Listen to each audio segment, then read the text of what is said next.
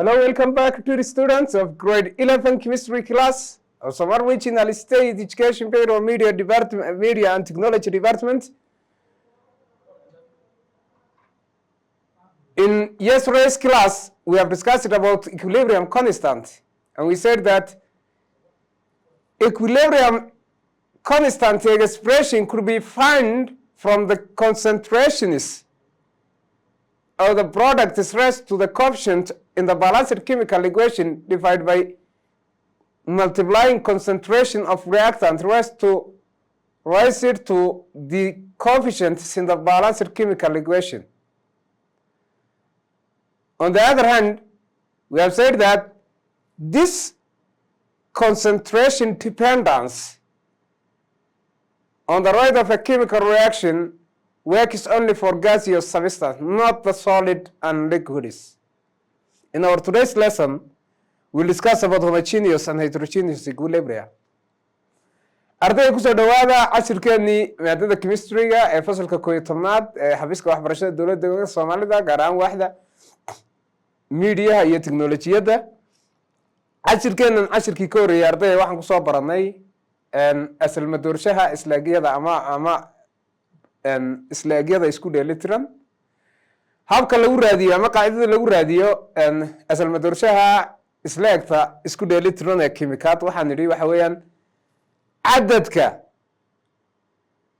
cadadka ama ribnaanta maxsuulada soo baxaya ee falgalka oo lagu jibaaray horgalayaasha marka la dheelitiro falgalka loo qaybiyey cadadka ama ribnaanta falgalayaasha oo lagu jibaaray horgalayaasha isla egta la dheelitiray. marka horeysa waad dheelitiraysaa, markaad dheelitirid kadib baad raadinaysaa equilibrium constantiga. waxaanad ku helaysaa haddii tusaale ahaan aan soo qaadano labada shay ee falgalka samaynaya ama labada walxood ee falgalka samaynaya hadday A iyo B yihiin, maxsuulka soo baxayana C iyo D yahay. equilibrium constant expressionka markaan raadinayna asal madoorshaha waxay noqonaysaa waad balansi garaynaysaa. balansigaasi haddii uu tusaale ahaan WX A plus XP waxayna siinaysaa maxsuulka ah Y C plus ZD.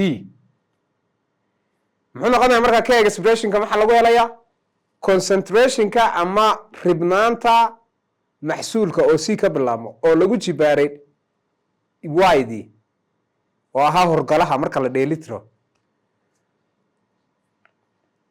oo lagu dhuftay maxsuulka kale ee D-da oo lagu jibaaray isagana Z oo ahayd horgalaheeda oo loo qaybiyey concentration of A raised to W times concentration of B raised to X.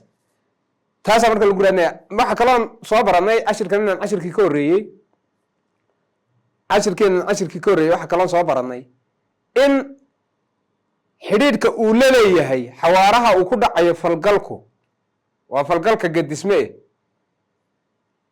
ee ribnaanta maxsuulada iyo falgalayaasha inaanay khusaynin marka uu falgalku ama falgalayaashu ay yihiin wejiyada ka duwan neefaha. waxaan ka dhigan tahay markay adka iyo markay yihiin hore labada midna ma khusayso, wax isbedela kuma keenayso. cashirkeennan maarta arday waxaan ku baranaa heterogeneous and homogeneous equilibria. hore waxaan soo dhiganay heterogeneous mixtures, waa isku jirada isku kaanka iyo isku jirada kala kaanka. hadda waxaan dhiganaynaa heterogeneous equilibria. waxa kale oo soo dhiganay heterogeneous reactions, falgalada isku kaanka iyo falgalada kala kaanka. equilibria ama chemical equilibrium ta markaan ka hadlayno waa asal madoorshaha isla egta kimikaad. equilibrium constant ma equilibrium isku dheelitirnaanta falgalayaasha falgalada iyo maxsuulka laba nooc bay kala leeyihiin. qaar waa heterogeneous waa isku weji, qaarna waa homogeneous qaar waa heterogeneous waa kala weji oo labada shay ee falgalka samaynaya midi waa neef midna waa adke, mid waa dareere mid waa xanjeeda mid waa hore midna waa neef. kala duwanaanshahaas baa la yidhahdaa heterogeneous. hadday in isku wada weji yihiin laakiin ama wada dareere yihiin ama waxa la odhanayaa homogeneous mixture baa la odhanaya. A heterogeneous equilibrium is an equilibrium that involves reactants and products in more than one phase. If the reactant and products in a given chemical reaction is in a different phases, then we say that means when we are talking about different phases, that is either solid, liquid, or gas. So if reactants and products is producing from that chemical reaction has a different phase, that certain amount of the reacting components are solid or liquid and others are gas, or the products, certain products, substance of the product are in a different phase, we say that reaction or that equilibrium is a heterogeneous equilibrium. Up to now, all our reactions that we have been discussing so far was homogeneous. That means all were gases or aqueous solutions. The equilibrium of a heterogeneous system is unaffected by the amount of pure solids or liquids present, as long as some of each is present. The concentration of pure solids and liquids are always considered to be one activity, and therefore do not appear in the equilibrium expression. Solids and pure liquids have no effect on concentration or pressure. Arday heterogeneous equilibrium marka laga hadlayo waa equilibrium chemical equilibrium waxaan kusoo dhiganay inuu yahay isla egta kimikada isku dheelitiran marka ay tahay falgalka dhisma sida u socdaan maxsuul falgalayaashu ay maxsuul isugu bedelayaan sidoo kale maxsuulku intuu dib u burburo falgalayaashu isugu bedelayaan marka u dambayso waxa la gaarayaa baan nidhi xaalad labada dhinac ay isku dheelitiraanayaan isku dheelitiraantaas ayaa waxa la yiraahdaa chemical equilibrium. Chemical equilibrium kaasi marka ayaa laba nooc u sii qaybsama. Mid waxa weeyaan mid wejiyadiisu kala duwan yihiin oo falgalada walxaha ka qayb qaatay qaarna ay yihiin falgallo wejiyada adkaha ku jira qaarna ay ku jiraan neefaha qaarna ay ku jiraan hooraha. Hadday sidaa u kala duwan yihiin waxa la yiraahdaa marka heterogeneous equilibrium ama isku dheelitirnaanta isku wejiga ah.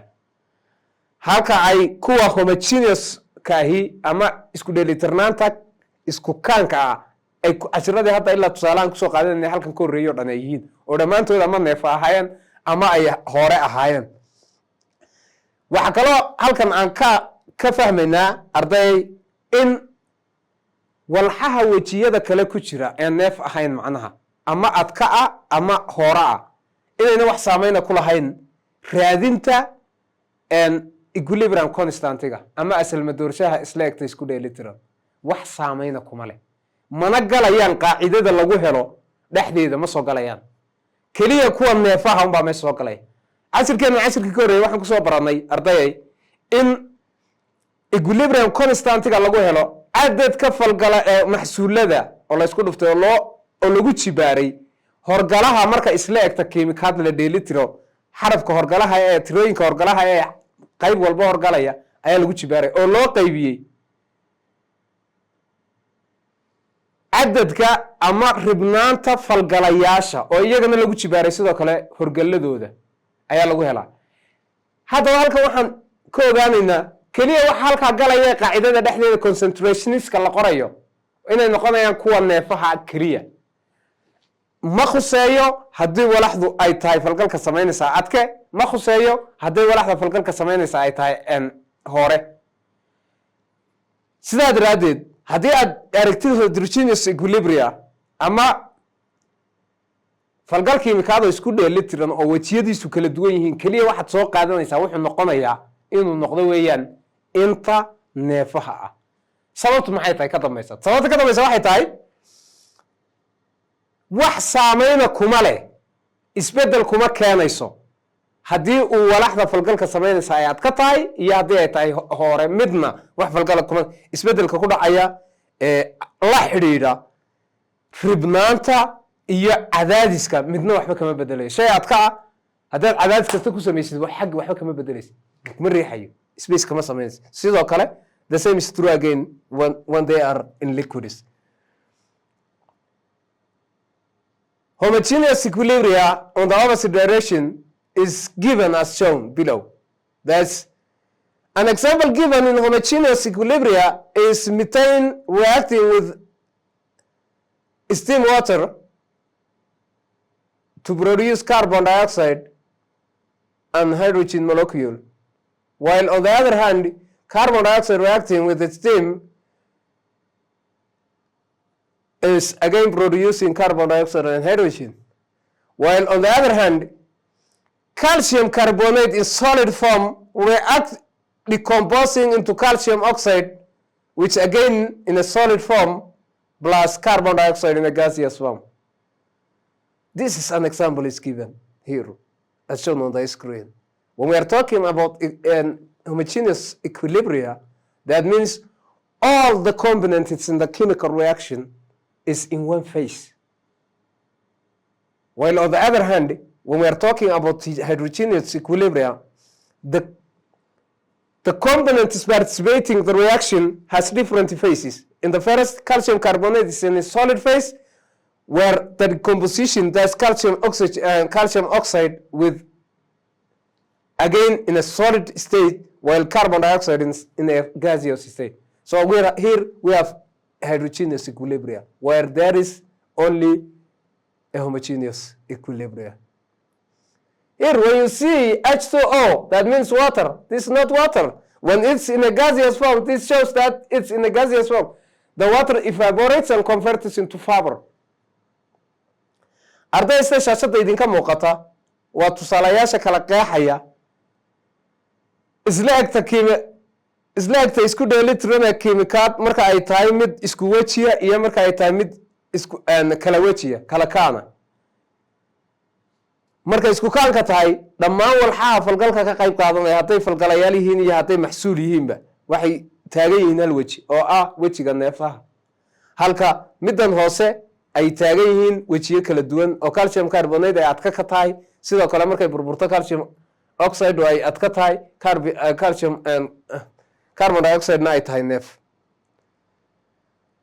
Again, when hydrogen fluoride in aqueous solution reacts with water to produce hydronium ion in aqueous form and fluorine in aqueous form, again this is a heterogeneous equilibria, because in hydrogen fluoride we have in aqueous form, that's liquid phase. Again in water we have, here is in aqueous form we have a mixture of solids and liquids. But when we come to water, this is a liquid, pure liquid. Again, we have a mixture of liquid and solid. And here is again a mixture of liquid and solid.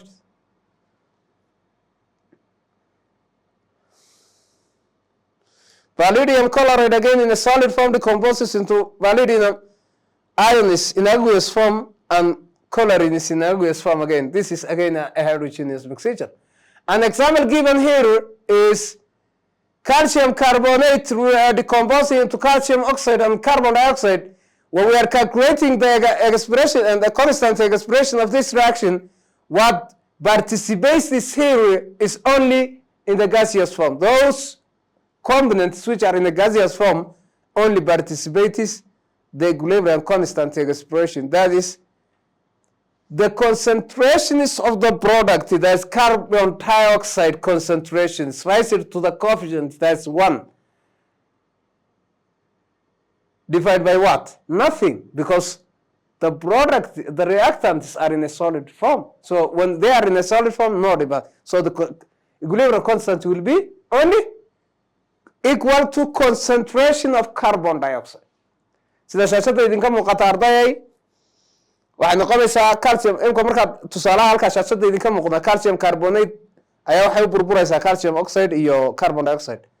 Marka raadi lagu yiraahdo equilibrium constantiga ama asal madoorshaha isla egta chemical isku dheelitiran waxay noqonayaan sida naqaan formuladeeda ama qaacidada lagu raadinay wuxuu ahaa in concentrationada maxsuulada oo lagu jibaaray cadadka horgalayaasha marka isku la dheelitiro falgalka oo loo qaybiyay midka maxsuul midka falgalayaasha oo iyadana lagu jibaaray horgalayaasheeda ayay ahayd formulagu. Laakiin waxa kale oo sheegnay in waxa ka qayb qaadanaya uu yahay kaliya neefaha markay yihiin oo kuwa kale wax saameyn kuma leh isbedelka concentrationka ku yimaada ribnaanta iyo cadaadiska labaduba maadaama wax adkaha iyo hooraha midna aanay wax isbedel ku keenayn sidaa daraadeed halkan hal kaliya inoogu jira halka maxsuul kaliya ku jira sidaas ba concentration of carbon dioxide rises to 1 ila coefficient-kiisu waa halune xabadaas soo haray inta kale oo dhan kama qayb qaadanayso and in this case KBE is equal to again pressure of carbon dioxide waxa isku mid noqday marka ilaan pressure ku saameyn kuma labaan nidhi adkaha wajiyada kale adkaha iyo hooraha midna saameyn kuma leh sidaa daraadeed KB waxay la mid noqonaysaa ama pressure of the equilibrium constant expression is always equal to the pressure of carbon dioxide automatically taas la mid noqonaysaa marka waxa kama bedelmaysa carbon dioxide ka neefta cadaadiska ay leedahay buu KB du la mid noqonaya sidaa daraadeed baan wax isbedel ku keen substituting those values into the expression equilibrium expression we will get KB is equal to Kc times RT that means the ideal gas constant that's R which 0.6 as 0.802 times 10 raised to 23 times temperature so KB is equal to Kc times RT that's the substitution values again when we come to hydrogen fluoride in a gaseous in aqueous form and water producing hydronium ion and aqueous form then the equilibrium constant of this expression will be what nothing here K is equal to concentration of hydronium ion in aqueous form that means times concentration of fluorine divided by concentrations of hydronium ion that's the reactant what doesn't substitute what doesn't take the position of the expression what doesn't participate the expression of the equilibrium constant is only the liquid and the solid both aqueous solutions and gaseous forms will participate the expression so here is an aqueous the product raised to the coefficient again this hydronium ion since it's an aqueous form raised to the coefficient which is 1 again divided by concentration of hydrogen fluoride not this because this is a liquid it doesn't participate the equilibrium constant expression the concentration of pure solids and pure liquids do not appear in the equilibrium constant expression in quoting a value for the equilibrium constant you must specify the balanced equation and the temperature if a reaction can be expressed as a sum of two or more reactions the equilibrium constant for the overall reaction is given by the product of the equilibrium constant of the individual reactions and arday sida shaashada idinka muuqata tusaalayaasha halka ku qoran waxay noo muuqataa in kaliya neef maadaama ay tahay carbon dioxide iyada kaliya halka dhigmayso marka equilibrium constant ka raadiyo leeyahay ama asal madoorshaha isla egta isku dheelitiran laakiin markaan u nimaado tusaalaha labaad hydrogen fluoride aqueous form ka wixii ah iyo wixii neefa un ba ka qayb qaadanaya expression marka saasay biyo kaga adheen falgalka halkan mida kale concentrationada ama ribnaanta falgalada mataqaanaa walxaha saafiga ah ee adkaha ah iyo kuwa saafiga ah ee isku jirka ahayn macnaha aqueous waa isku jirka adka iyo hore kuwa laakiin buyuurka ah saafiga ah adka saafi hadduu meesha jiro ama hore saafi hadduu jiro meesha wax saameyna kuma yeelanayaan cadadka ama ribnaanta falgalayaasha iyo sidoo kale cadaadisku wax saameyna kuma yeelan sidaa daraadeed markaan raadinayno qiimaha asal madoorshaha isla egta isku dheelitiran wax saameyna kuma yeelan mana galay qaacidada dhexdeeda ma galayaan waa pure liquids and pure solids sidoo kale markaan raadinayno qiimaha equilibrium constantiga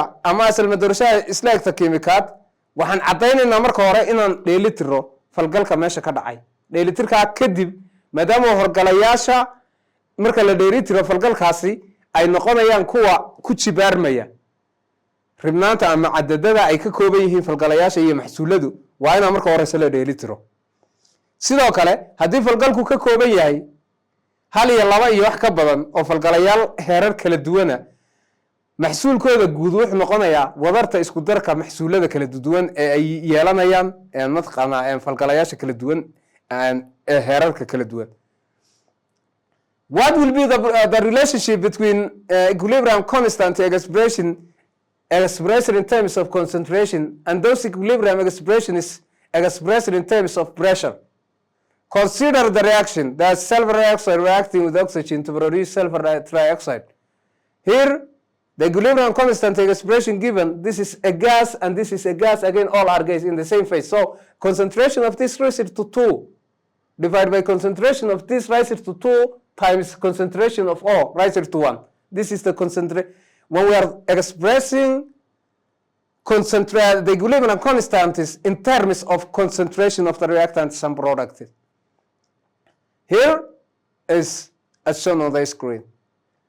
haddaan isbarbarigno xidhiirka ka dhexeeya asalmadoorshaha isla egta kimikaad marka lagu qeexayo cadadka ama ribnaanta walxaha falgalka samaynaya kuwa maxsuulka ka soo baxaya iyo markan cadaadiska midka ku saabsan cadaadiska aan eegayno sidan oo kale isku barbardhigna kan maadaama ay wada neefa yihiin sidan uu noqonaya kb da markaan eegnana maxay noqonaysaa pressure of sulfur dioxide, that's the product.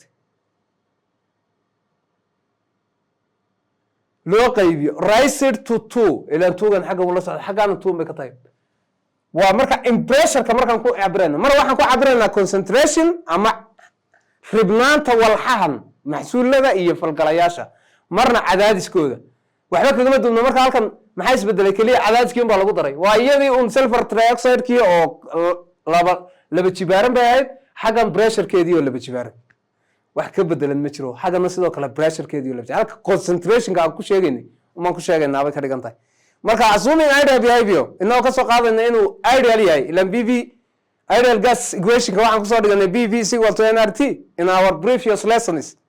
That's the ideal gas law which states that pressure and volume is directly related to number of moles and the general constant of the ideal gas expression R times temperature, and B here is equal to, when we substitute the values V, we divide V, that means MV times RT. That MV means the number of moles in a given atom or molecule divided by volume, which again equal to the molar mass of that expression. Therefore, the concentration, this is the concentration, molar mass. Concentration is equal to number of moles divided by volume. That's concentration. So we substitute N over V to be the concentration of that substances, and then we'll multiply RT. Here, B SO2 pressure is equal to S3 concentrations of sulfur trioxide times RT. BS2 is equal to concentration of S2 times RT. BO2 is equal to concentration of hydrogen times RT, because here is the molar concentrations. Again, K will be equal to K of pressure, this. We substitute B as these values. BS is equal to these values. And here KB is equal to this concentration rises to 2 times RT. That means rises to 2. And here we have S2O RTO, ORTO, which will be binary equal to Kc is equal to RT rises to -1. Here that means we have Kc divided by RT. Raised to -1 means RT will be over. markaan isku bedelo aanu soo dhigno sidaan ardayda fashasada idinku noqoto waxaan ognahay ideal gas expression-ku inuu ahaa BVNRT waxa lagu helay markaan B raadino marka pressure-ka cadaadiska falgalka markaan raadino V baan labada dhinac ba u qaybinayna labada dhinac markaan u qaybino MV na waxaan ognahay marka number of moles-ka loo qaybiyo mugga walxaasi ay leeyihiin waxay noo soo baxaya waa molar concentrations. Molarity-gi ama concentration-ka habka lagu cabiro ribnaanta shayada walxaha ayaa waxa la oranaya molar concentration.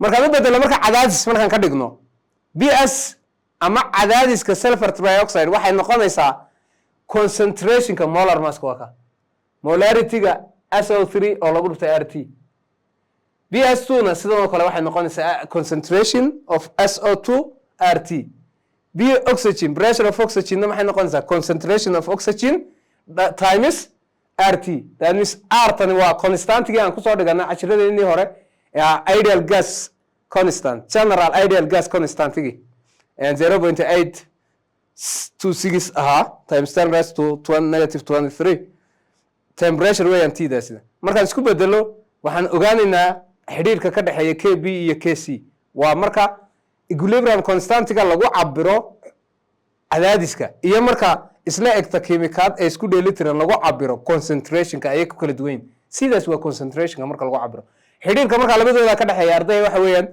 KB is equal to KC times RT raised to negative 1 waa offer marka dhiganta KC oo loo qaybiyo RT constant weeyaan.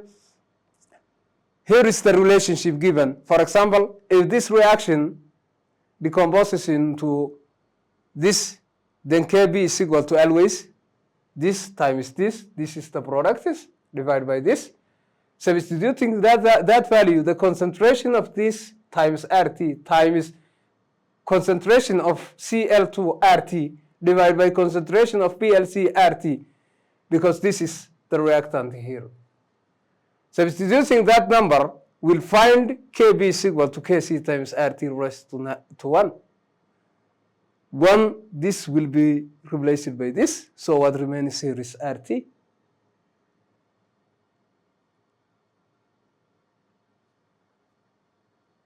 In general, for the reaction involving gases such as this, where ABC are all gases and A, B, C, D, and D are their respective coefficients in the balanced chemical equation, we'll find KB is equal to KC RT raised to change in number of moles of a given substance. Here, what we call the change in number of moles of a substance is subtracting all coefficients in the product. You will sum the coefficient of the product and subtract the summation with the summation of the reactant. maxaan kala jarana marka change in A da si aan u raadino walaxdii isla egtay isku dheelitiran ayaan horgalayaashooda isku geynina maxsuulka horgalayaashooda C iyo D baan isku geynina waxaan haddana isku geynina horgalayaasha maxsuulaana falgalayaasha A iyo B baan isku geynina labada markaan isku geyno ayaan kala jarayna change-gu muxuu noqonayaa final minus initial marka horgalayaasha waxaan maxsuulada oo la isku daray oo laga jaray isku darka ama wadarta horgalayaasha falgalayaasha ayaa waxay noo soo saaraysaa change in A. In hydrogenous systems, only the coefficients of the gaseous species are the same. So for the reaction given here, we see KB is equal to RT raised to negative 1. In this case, again, we have markan calculate garayno and so derive garayno, this becomes this. Solubility in equilibrium is the same again. So when we compare this again in equation A, B gives us CD. So we'll find this number. Combining the two equations, we'll get here K1 times K2.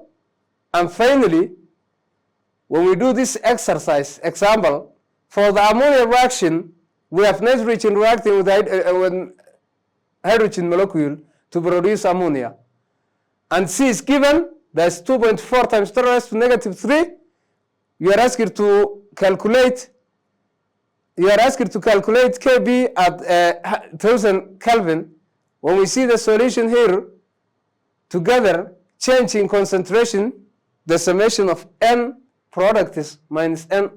maxaan marka horeysa ka bilaabaynaa inaan soo saaro coefficientska inta ka horeysa marka equation la isku dheelitiray maxsuuladeedu waa 2 taanaysa in aan falgalayaasha falgalka isku dheelitiran isla isku dheelitiran nitrogen iyo hydrogen oo falgalka ay sameeyeen maxsuulka ay soo saareen ay amuunay tahay inaan n change in A inaan sameeyno change isbedelka falgalaya maxsuulada tirada maxsuulada oo laga jaray tirada falgalayaasha markaan kala jarro negative 2 ay noo soo baxday then substituting the values we obtain it into the formula that's KC waa layna siiyey waa given 2.4 times 10 raised to 20 negative 3 then the ideal gas constant or at 0.0820 times 10 raised to negative 3 baa iyadoo iyaduna uu isku daray inteedii buu halkaas raaciyo oo lagu sii dhuftay maxay temperature-kii layna siiyey 1000 ka ahay tiinayla waa layna siiyey 1000 Kelvin baa then what we substitute what we raise it to this waa qiimaha halkan inoo soo baxay sidaa daraadeed qiimaha soo baxay ee KB muxuu noqonayaa 3.56 times 10 raised to negative 7 this is the end of our today's lesson thank you